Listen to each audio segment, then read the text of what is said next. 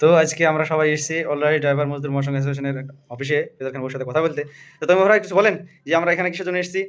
কিছু আমরা একটু এসেছি যে আমাদের ন্যাশনাল সিও ফয়জাল খান স্যার 24 ঘন্টা আমাদের সেবা করেন ড্রাইভার সমাজের জন্য।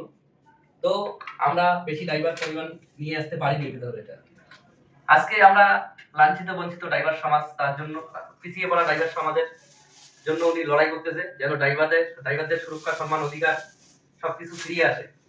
কিন্তু আমাদের ড্রাইভার সমাজ বুঝতেছে না। তো ৭৮ বছর হয়ে গেল, ৭৯ বছর হয়ে গেল দেশ স্বাধীন হওয়ার, কিন্তু ভারতবর্ষে ড্রাইভাররা স্বাধীনভাবে গাড়ি চালাতে পারছে না। কেন পারছে না? আমরা আজকে একতাবদ্ধ নেই বলে আজকে আমাদের এই অবস্থা। দেখুন, টোটো টোটো ইউনিয়ন বলুন, যে কোনো ইউনিয়ন, সবারই কিন্তু একতা আছে। মালিক সমিতি, মালিকদেরও একতা আছে। ভারতবর্ষে যত সংগঠন আছে সবারই একতা আছে, শুধু ড্রাইভারদের একতা নেই। এই জন্য আজকে ড্রাইভারদের লাঞ্ছিত বঞ্চিত রাস্তাঘাটে মার খেতে হয়। পুলিশ প্রশাসন, পাবলিক সবাই ধরে মারে। কেন মারে? এই জন্য। তো আজকে আমাদের ন্যাশনাল হিউম্যান রাইটের চেয়ারম্যান, দেখুন, ন্যাশনাল হিউম্যান রাইটের চেয়ারম্যান আজকে আমাদের জন্য লড়াই করতেছে, ড্রাইভার সমাজের জন্য। কিন্তু ড্রাইভাররা বোঝে না যে এত সুন্দর প্ল্যাটফর্ম একটা পেয়েছি ভারতবর্ষের বুকে।